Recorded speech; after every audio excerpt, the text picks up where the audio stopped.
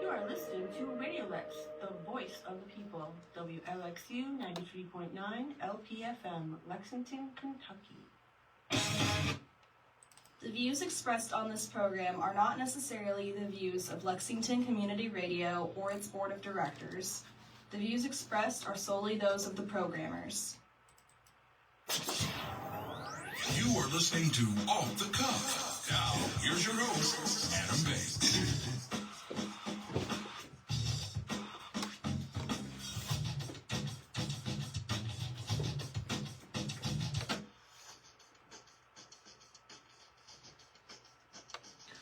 Welcome everybody to Off the Cuff. I am Adam Banks coming at you live from Lexington, Kentucky. Thank you for listening to the show and thank you for tuning in to WLXU 93.9 FM. In addition to listening to us on the radio, you can check out our Facebook live stream at Off the Cuff with Adam Banks, or you can stream the show live from the station website at radiolex.us to listen to us from anywhere in the entire world. I am broadcasting from the Deborah Hensley Studios here at Radio Lex on North Limestone. It is October the 23rd, 2025.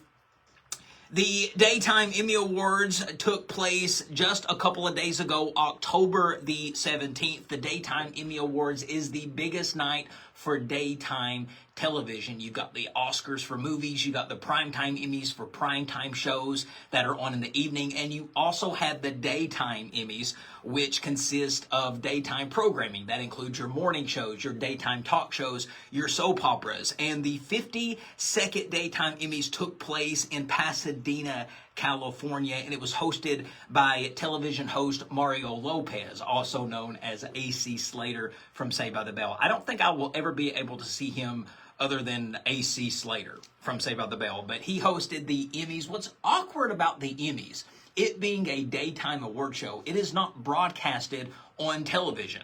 A award show that honors television isn't broadcasted on television. I find that quite bizarre, and it's because of the lack of viewership that the award shows have been bringing to television ratings. It's been falling for the last couple of years.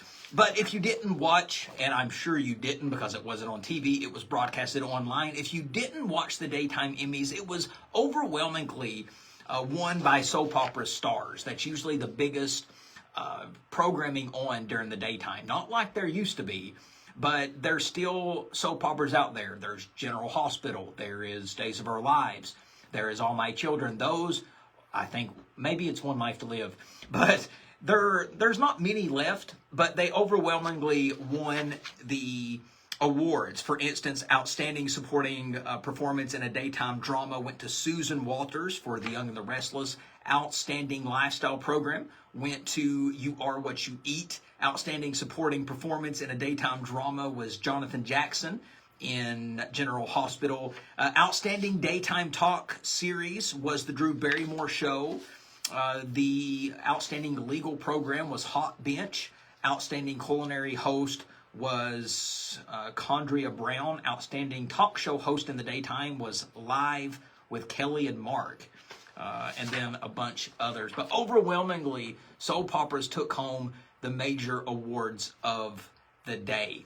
And speaking of soap operas, folks, One big major soap opera will be celebrating 60 years on the air, and I'm talking about Days of Our Lives. It premiered in September of 1965, and they will, it debuted November the 8th, 1965. So this coming November, Days of Our Lives will celebrate 60 years on the air. 60 years of a television program. I was talking to one of my producers here before I walked into the show to do it, and I was telling him about Days of Our Lives celebrating their 60-year anniversary because he's seen my notes, and he didn't really know what Days of Our Lives is. He's not from America originally, and he was blown away by the fact that a television show could run for 60 years because where he's from, a lot of soap operas, they last maybe 6, 7, 8 months. It's kind of like a mini-series, but soap operas here in America are very, very different. The culture here is very different. Shows can run for 20, 30, 40, 50, and like Days of Our Lives, 60 years on the air. That show is an iconic show. My mom watched that show, so I know all about Days of Our Lives. I mean, everybody recognizes the iconic Days of Our Lives theme music. We've talked about that theme music on the show before. We did a whole segment. This is the original theme music, 1965. And it was voiced over by Dr. Tom Horton. He was the main character of Days of Our Lives. And they kept this theme for 60 years.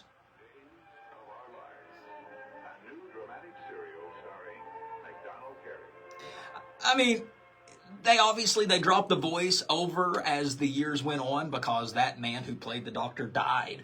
But they kept the show going, and they kept that same hourglass they used for the last 60 years in the opening. Of course, they've revamped it over the years, but they've stayed true to their roots. Days of Our Lives has been on and has had so many mind-blowing storylines. I mean, think about all of the storylines from Days of Our Lives that people probably remember. If you talk about maybe some of the most iconic storylines, most people probably think about Marlena turning into the devil. Do you remember that when she got possessed by the devil? That's the first time I remember ever watching Days of Our Lives, when one of their main cast members, Marlena, ended up getting possessed by Satan. And it caused me to freak out. I mean, I remember being a little boy and seeing the scenes of her being a devil, kind of like The Exorcist.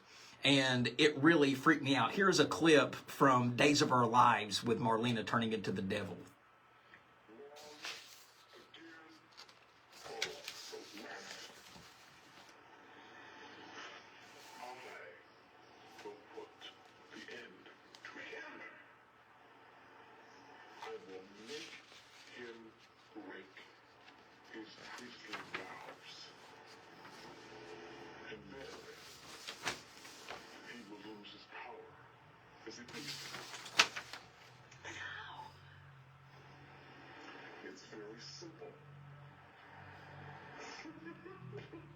I mean, think about how creepy that was when you seen somebody as beautiful as Marlena having yellow eyes and having the voice from like the little girl from that movie, The Exorcist. It was very crazy. That was the one storyline that I can remember the most from that show. And that was the first storyline I remember seeing from Days of Our Lives. I was like 6 or 7 years old when that came on. And I was just glued to the television set after that. So anyone who has watched Days of Our Lives for years remembers that storyline. There are so many other storylines. What about the whole Bo and Hope storyline? They've went through so many different things. They went through a point to where she was presumed dead, and then she had a lookalike come along called Princess Gina, and they went through years and years of that storyline. They had this one storyline of this girl being buried alive on the soap opera. I remember it was this girl this woman named Vivian. She was evil, and she ended up loving this man that this other woman was married to.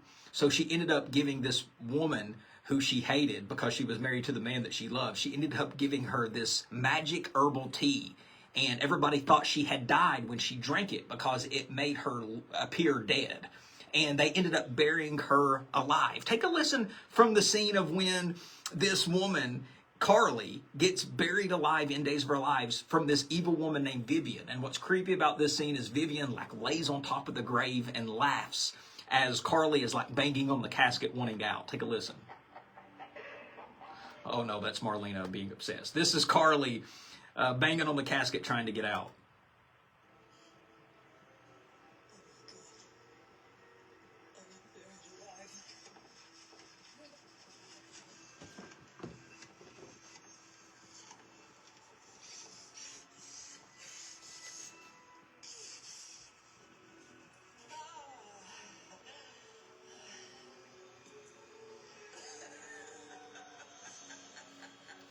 And she just lays on top of the grave laughing as this woman is banging on her casket trying to get out as she's 6 feet under with dirt laying on top of her. I mean, mind-blowing things. You talk about traumatizing for a kid to watch. Most of these storylines that aired, I was only 4, 5, 6 years old. I mean, they had a storyline one time where they had a murder mystery where somebody was murdering main cast members on the show. They had this one storyline where Hope got trapped from an avalanche and ended up getting kidnapped. They had a storyline of Marlena getting locked into a secret room and John getting accused of murder. So many different storylines happened on that soap opera. Here's one of the most haunting scenes I can remember from the soap opera days of our lives. It was when it was a hospital scene where Hope loses her baby and her baby dies. And this is one of the most dramatic scenes I can remember from this soap opera. Out of all of the years that I had ever seen it on, this particular moment really stunned me when I seen it. It really brought chill bumps on me because of the performance, of how haunting the performance was. Because the scream that she lets out when she hears that her son has died, it was like the cry of a real life mother who had lost her child. So in this particular scene, you'll notice the music gets real tense, the doctors are coming out, and just by the look on their face, Hope can tell that her son, her baby boy, didn't make it. Take a listen at the skrilling scream that she lets out when she hears that her son didn't make it, her baby boy. Take a listen. I've seen firsthand the kind of power that has shown. Amen. It's Zach's best chance for making it through this.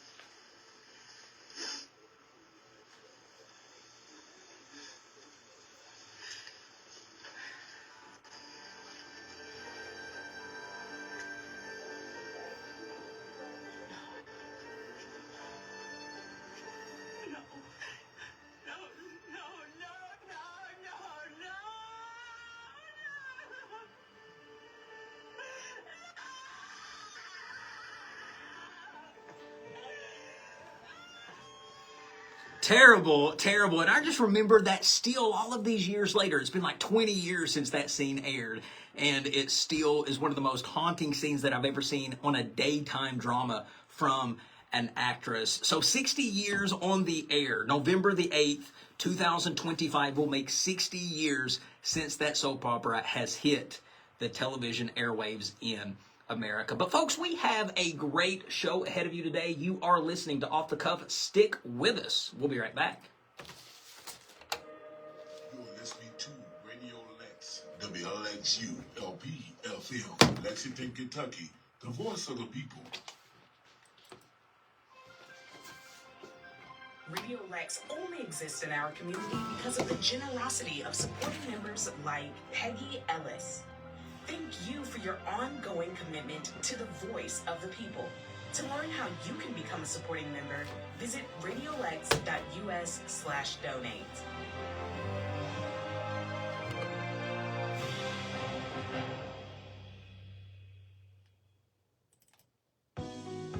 今年冬季，保护全家人健康，请接种新冠炎和流感疫苗。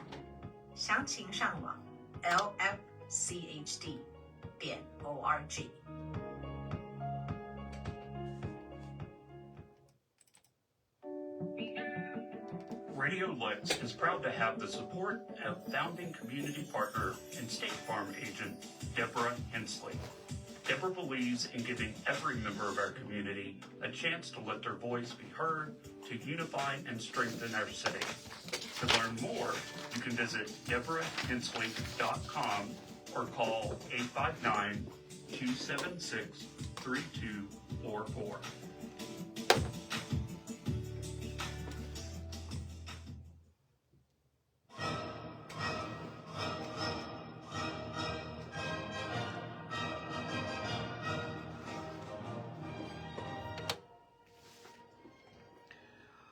Welcome back, everybody, to Off the Cuff. Adam Banks here with you. Last week on the show, we had an interesting segment where I talked about some of the greatest Western TV theme songs of all time, and we talked about a bunch of them. There was Bonanza, there was Little House on the Prairie, there was Jesse James, and so many other theme songs. I would love for you to check that out. It is in the archives.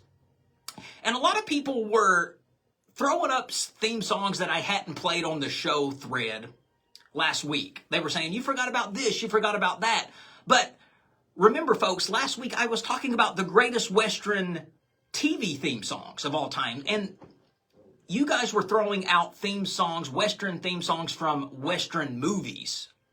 And you threw a lot of great ones at me. So it made me think, why not this week do a segment on some of the greatest Western movie theme songs of all time? And we'll start with this one right here. This is called The Magnificent Seven, which was a great Western. It was composed by Elmer Bernstein from the movie The Magnificent Seven.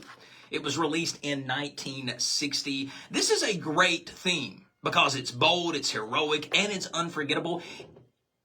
A lot of people who like Westerns will recognize this theme. And I can understand why you may like a Western movie, and they're not everybody's cup of tea.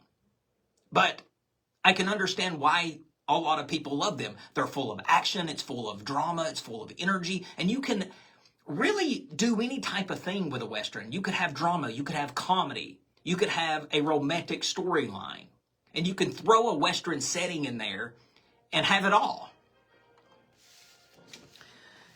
Now, one of the great things about Western movies is the theme music. That's why I want to do a segment on some of the best and greatest Western movie theme songs of all time. So not only do we have the Magnificent Seven, this next one might be the most iconic Western movie theme song of all time from The Good, Bad, and the Ugly. Take a listen.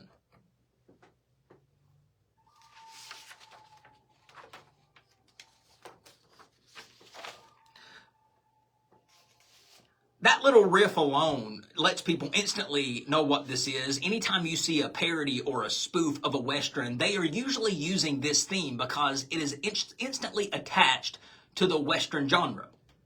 This theme music was composed by Ernie Morricone for the movie The Good, Bad, and the Ugly, released in 1966. If I'm not mistaken, this movie stars Clint Eastwood, but I could be wrong.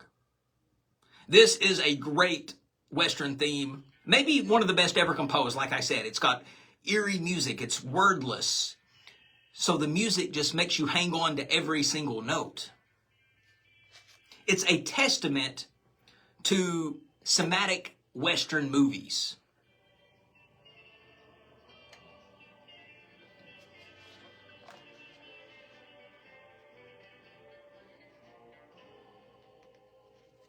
You know, also in the movie The Good, Bad, and Ugly, yes, this was the main theme for that movie, but also in this movie, there was another great theme song that come from this movie. It's called The Ecstasy of Gold. You'll know it when you hear it.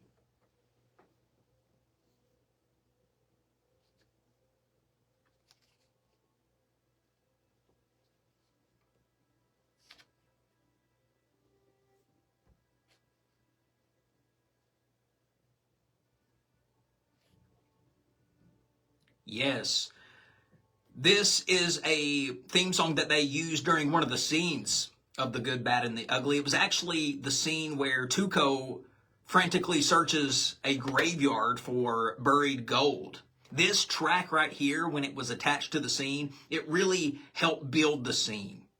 It captures the madness and the beauty of the whole movie.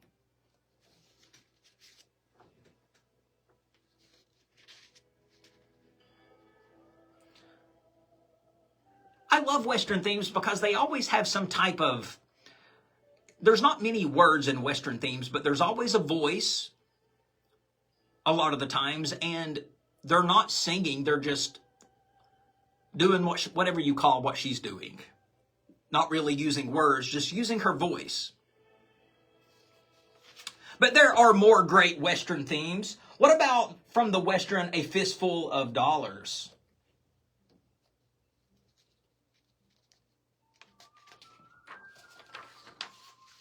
I love this Western theme a lot because it uses a whistle for the bulk of it, which is very Western-like. This movie was released in 1964. It is called A Fistful of Dollars. Now, this movie I know for sure starred Clint Eastwood back in the day. Clint Eastwood's been around for a long time. As a matter of fact, I think Clint Eastwood is pushing 95 years old. And he's still out there killing it. Okay, next up is one of the best Western theme songs of all time from a Western movie is Once Upon a Time in the West. This was composed by Ennio Morricone, who is a big composer for Western movies.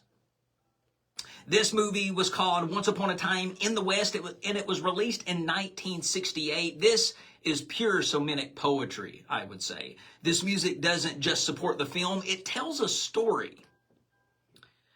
The way it swells and lingers, it just brings epic emotional weight to every scene. It's got the soft piano. It makes the West feel like a place of myth and memory.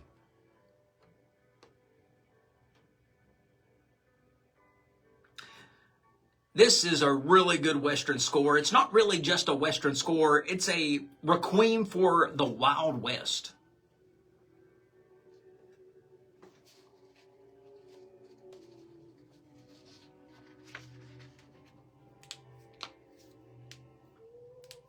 I would love to see more modern Westerns done, but always throwing it back to old sounding scores like this. Really, you could have a modern day Western and still make it feel like a Western because of music. Like if you put this music in a 2025 film, it's going to sound older. And it's going to let you know, hey, you're watching a Western. Western theme music can really make you fall into deep thinking because this is all those Westerners do on those things. They think, they tell a story. It's a lot of character development in Westerns.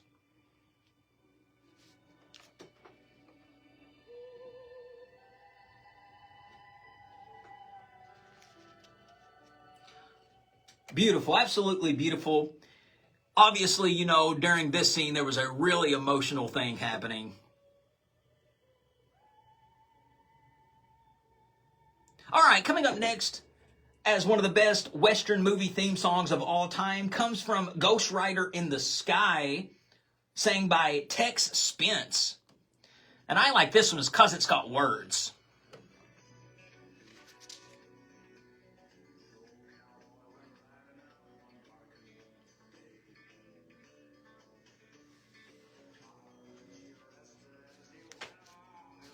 This is from the Western Ghost Riders in the Sky, released in 1949. This theme was performed by Tex Ritter on vocals, and the music was composed by Stan Jones.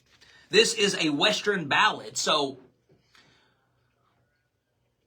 not many Western theme songs have words to their theme, but this one does, which makes it unique and makes it one of my favorites.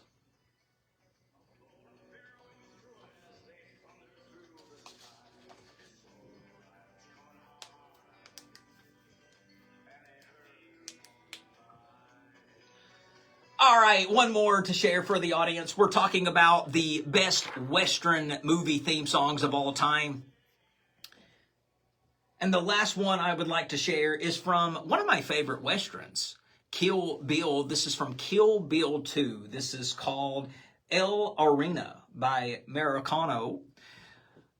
This is composed by, you guessed it, Ennio Morricone, one of the greatest Western composers of all time. He also composed this theme for Kill Bill 2.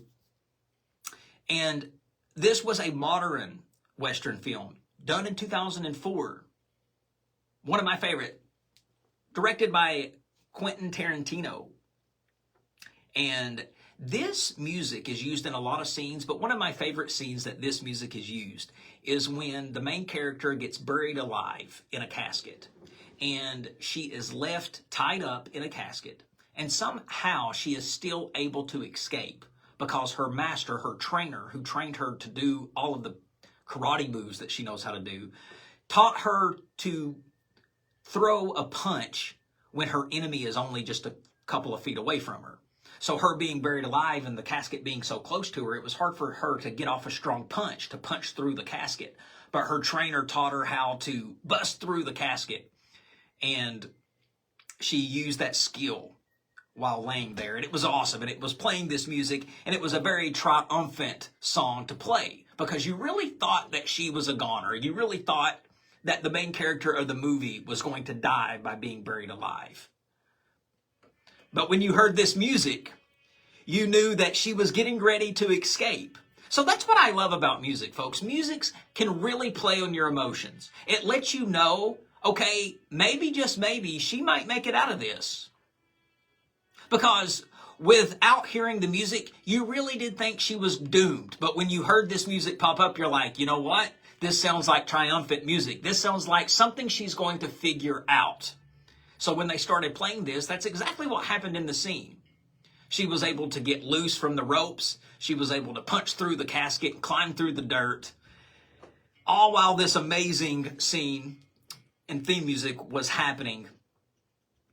It's a perfect example of this composer's talent. This music evokes drama, tension, and emotion without a single word. It proves that a Western score can be just as powerful just decades after its creation.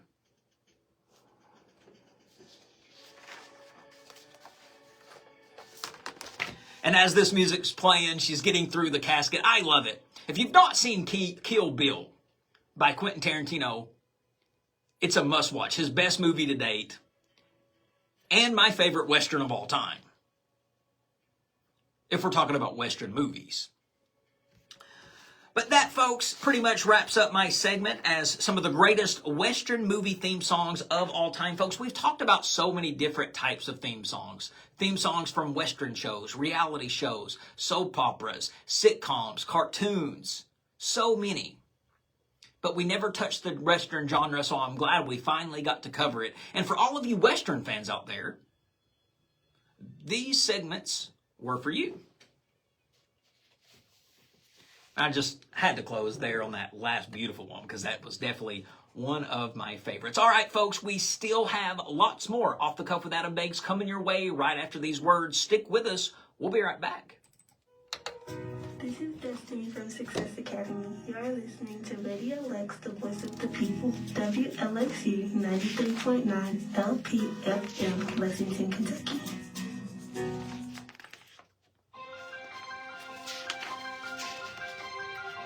Radio Lex has the support of Lexmark International. Lexmark.com.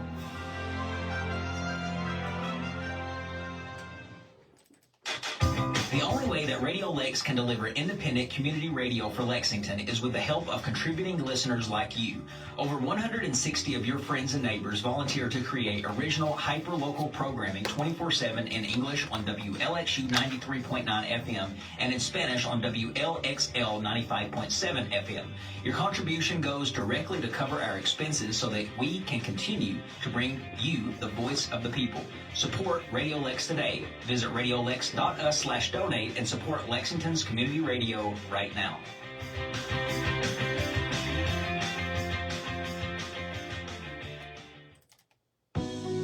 Neste inverno, proteja toda a sua família tomando a vacina anual contra a Covid e gripe.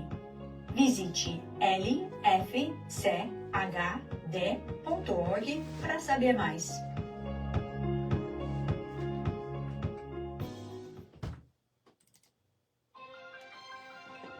Radio Lex only exists in our community because of the generosity of supporting members like Graham Paul.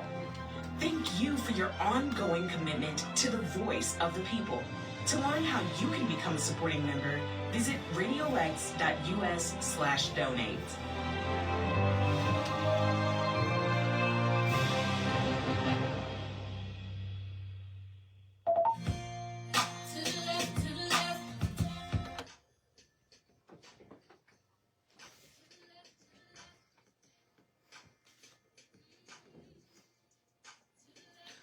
Welcome back, everybody, to Off the Cuff.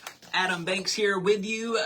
This is episode 599 of Off the Cuff with Adam Banks. Next week, Off the Cuff will be celebrating its 600th episode. 600 episodes will be celebrated next week, so make sure you tune in for a very special broadcast of Off the Cuff with Adam Banks as we celebrate 1,600 episodes. Now, our radio broadcast count is a little different. This show started out as a podcast back in 2014. We've done over 340 radio broadcasts. But as a total franchise, this show, as of next week, will have broadcasted 600 shows. It's been on the air for over 10 years, or it's been a podcast for at least 10 years. Very proud of this show. The Josie Music Awards is also approaching. Off the Cuff with Adam Banks was nominated for Radio Show of the Year. The Josies take place in just 2 weeks, November the 2nd, at the Grand Ole Opry in Nashville, Tennessee. We'll talk more about that next week, but I am very excited about that. What you're hearing in the background is Irreplaceable by Beyonce. This was released on this day in history back in 2006, a huge Beyonce song. This was one of her first songs when she started to break out as a single star. But folks, so much has happened on this day in history. Today is October the 23rd, 2025.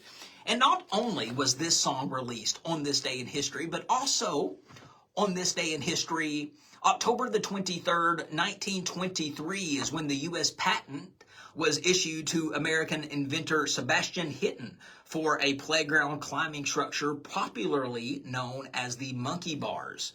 So the monkey bars, one of the greatest, most infamous toys on a playground, was patented on this day back in 1923. On this day, 1941, is when Walt Disney's animated film Dumbo is released. On this day, 1958, the Smurfs first appeared in the story Joan and Puit by Belajan Payo.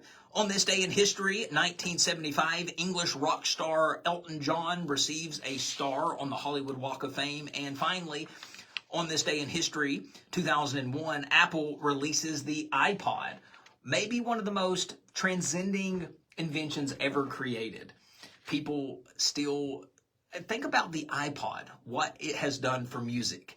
Before the iPod, everybody used to have cassette tapes or CDs. Now you can fit thousands and thousands and thousands of songs on one little tiny device. And then finally here, on this day back in history, October 23rd, 2018, Megyn Kelly is criticized after making comments supporting blackface on her NBC show. The downfall of Megyn Kelly happened on this day in history. Probably not a good day for Megyn. I'm sure she's had a rough morning because of so many memories being brought up. Remember, on her show, she had a show on the Today Show for an hour back in the mid-2000s. And in 2018, she made a comment. It was only on the air for like 6 months before she messed up and ran her mouth.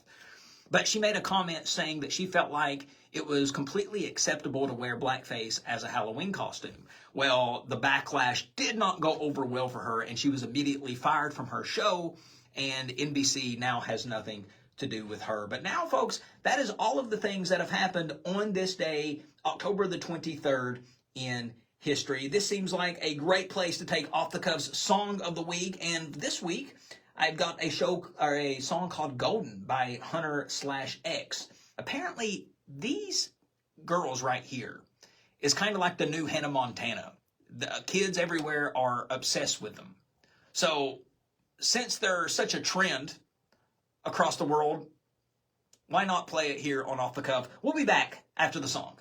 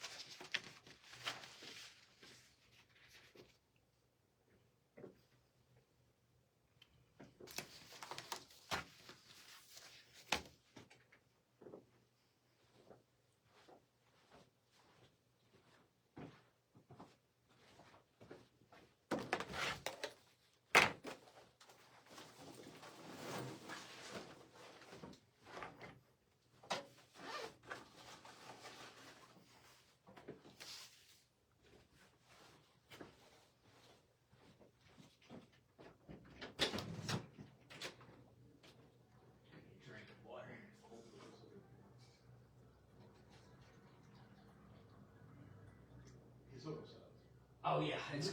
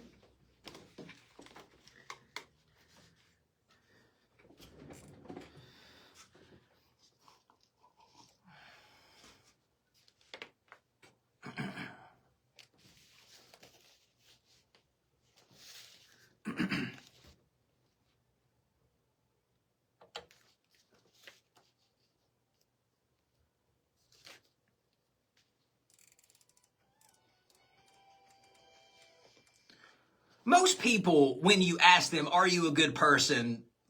The answer they give you most of the time is yes, I'm a good person. And I read this article online this morning and it made me really want to just discuss it with you guys because this article was talking about the subtle signs that someone's actually a pretty bad person. So I want to go over these and I want you to just kind of do some self-reflection. Ask yourself, do I fall in any of these categories? Because according to this article, if you do, those are subtle signs that you are actually a pretty bad person. So hopefully you don't fall into these categories because when I was reading some of these, I did have to agree with some of them I didn't. But here are some of the things they said. They said a person who never apologizes. Everything is just always someone else's fault. Yes, that's a little annoying. For instance, it's kind of like if I told you that I have a dentist appointment tomorrow at 2 o'clock, please remind me. And you forget to remind me at 2 p.m. that I have an appointment. Whose fault is it? Yours or mine? Well, obviously, it's my fault. It's my responsibility. It's my appointment. It wasn't your responsibility to remind me. It would have been nice to have been reminded since I asked you to, but it's still my responsibility at the end of the day. So some people just never, apologize. Some people are, they just can't, they're incapable. They are incapable of admitting that they're wrong. And it's really hard for people to get forgiveness when they refuse to apologize. Another category, it says, a subtle sign that someone's actually a pretty bad person is how they treat people who can't do anything for them. That's true. You notice how people act around you, especially if you can't do anything for them. That will tell a lot about somebody. If there is something that you can do for somebody, whether it's get them out of a speeding ticket or help them, grow their numbers on a podcast, there are subtle signs that you sometimes have to look out for because not everybody has the best intentions when they want to get to know you or be in your life. So pay attention to how they treat you. If you can absolutely do nothing for them, usually that's a pretty good person to have in your life. If they don't want nothing from you, they just want your friendship, that's a good person. Another category says that if a person describes their ex as crazy, odds are that they're the problem. Well, that's situational. The inability to apologize, we kind of already addressed that. Some people just don't know how to say I'm sorry. They want to, they know they need to, but a lot of people sometimes will even say when they try to apologize, they can't even get the words out. So they'll say something like, if I did anything wrong, I'm sorry. Well, no, that's not an apology at that point. If you did anything wrong, I'm sorry. Of course you did something wrong. So don't try to minimize it by saying, if I did something wrong, I'm sorry. Own up to it. Own up to it. If you did something wrong, say, I am sorry. I apologize. I'll tell you a story. Yesterday, I had a fraternity brother call me I hadn't talked to in probably 15 years. And he called me up. And I'm not even kidding. He was upset with me over something that happened 15 years ago over a decision that I had to make as the vice president of the fraternity. I had to kick him out due to a meeting or something that he didn't attend or a fine that he didn't pay. And apparently he called me up, still bitter over it 15 years later, saying that he was treated unfairly. First of all, it was hard for me to remember 15 years ago. It was hard for me to remember the situation, but I remember saying, that probably did happen. I can't remember if it did, but if it did, you know, I'm not saying that it didn't. And if it did, I am very, very sorry. I apologize, because that is not something that I wanted to happen. And we squashed it right then and there. But it was amazing that he was holding on to that for so long when all he really needed to do was just talk to me. But I had no problem throwing out an apology. Another category here, it says someone who's always bragging about their wealth. Another category, always claiming to be a good person. Another category, constantly joking at other people's expenses.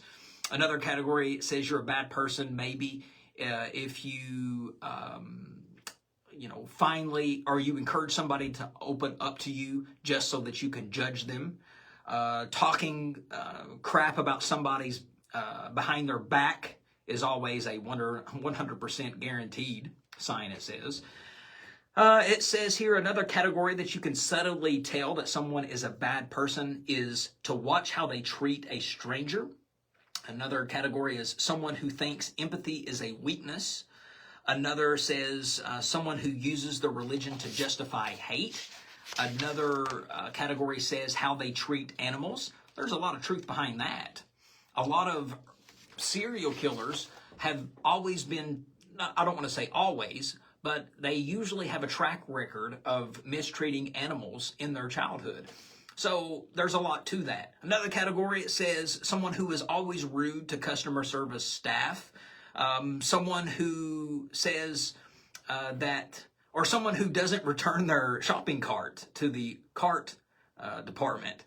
Absolutely. Someone says how they behave around women. Of course, you shouldn't be behaving around women like you behave around men or around other men if you are a man. Women are supposed to be treated like a little delicate flower in most situations. And I don't say that to be demeaning towards women, but there's a lot of things that men can say around each other that isn't very appropriate to say around a female. So treat and talk to women differently than how you would a man. They're different. So I would say to be mindful of that. It says here another category that someone is subtly might be a bad person is if they are happy when someone is suffering. Hello, that's pretty evil. But you do know people like that. Some people out there have no empathy towards other people. They love, they get excitement, they get joy out of watching other people suffer. They get a kick out of that. That is a very dark place to be and a very hard, cold heart to have if you do get joy out of watching other people go through pain. And then finally, one more here. If they get angry because you're sick instead of wishing you to get well. Yeah, I mean, sometimes people really get upset when you say that you're sick, and instead of wishing you well and hoping you get better, they become very selfish and they get mad because their plans were disrupted by your physical ability to go out and do anything. I mean, when somebody tells me they're sick, yes, it sucks that the plans got destroyed and that it was a little bit of an inconvenience, but my first priority is to make sure that you're okay. Are you feeling well? You know, do you need anything? But sometimes people, they just are so selfish they can't see anything beyond that. But anyway, that is some simple, subtle signs that you may be a bad person, even if you think you are good. So hopefully you never fell in any of those categories. But folks, we still have one more segment to go. Stick with us. We'll be right back.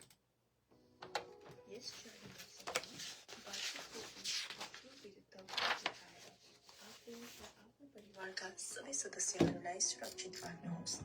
थप जानकारीका लागि lfchd.org मा सम्पर्क गर्नुहोस्। धन्यवाद।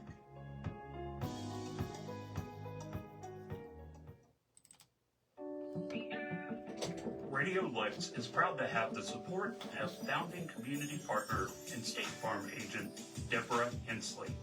Deborah believes in giving every member of our community a chance to let their voice be heard, to unify and strengthen our city.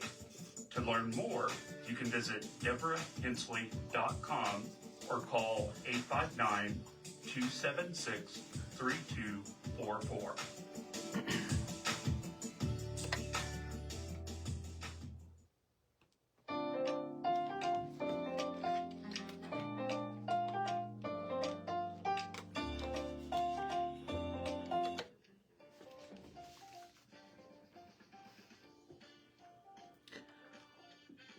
back, everybody, to Off the Cuff.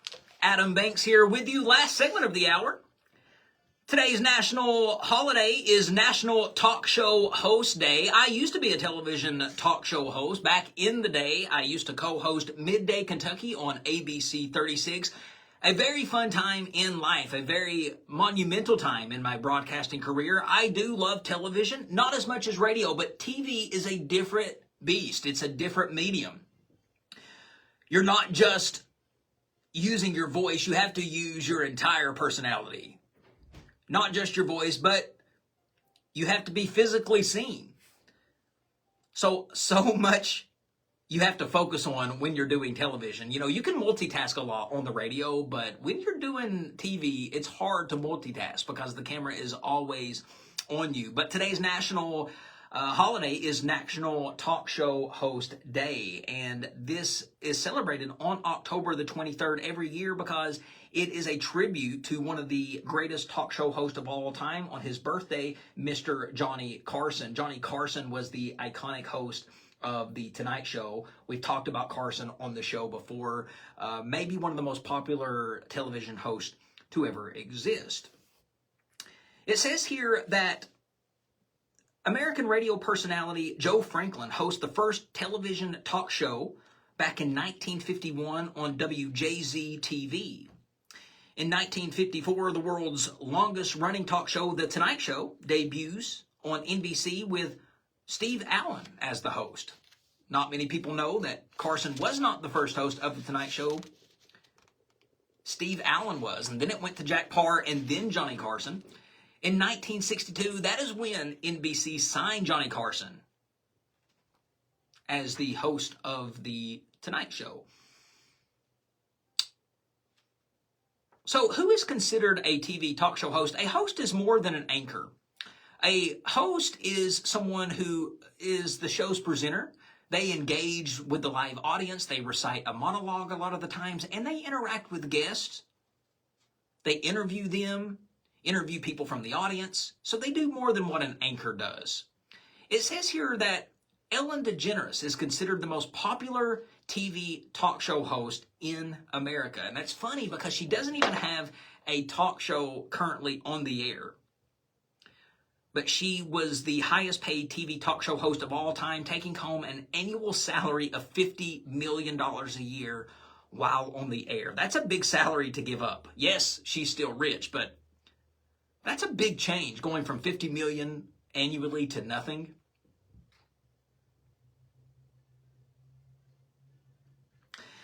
Have you always wondered why on late night shows that a lot of the hosts are seated on the right and they have the guest on the left?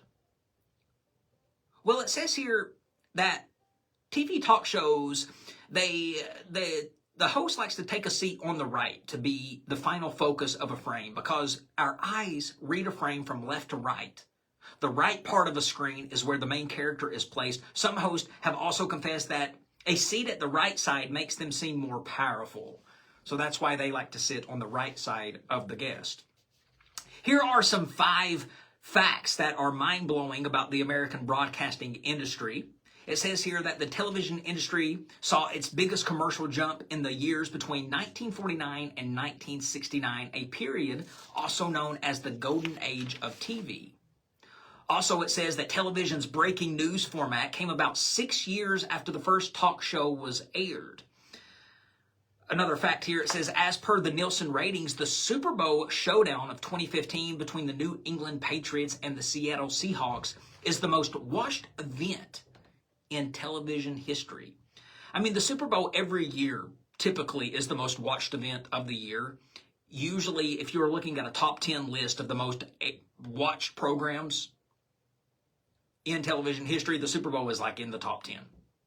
It says the average American watches 4 hours of TV every single day. And then finally, the TV industry's total revenue grossed $240 billion in 2020 and is expected to increase in the coming decade. Television is still such a powerful medium. Yes, it's evolved over the years with streaming, but broadcast television, it's taken a dip, but still TV, because of streaming, is stronger than ever. And yes, there are still hosts. People still call a YouTube host, they still call him a television host. What is really considered television these days? Is it a screen that sits in your living room, or is it just a screen of any kind? I mean, can a show on YouTube be considered TV? Because you can broadcast YouTube on TV. So really, it's not that YouTube isn't TV. It's not that streaming isn't TV. It's just not cable. So really, TV isn't, I don't think it's going anywhere. I don't think it's taken a dip. Television has gotten stronger than ever because there is a difference between television and cable. Cable, yes, that's been on the decline for years. But television, nah.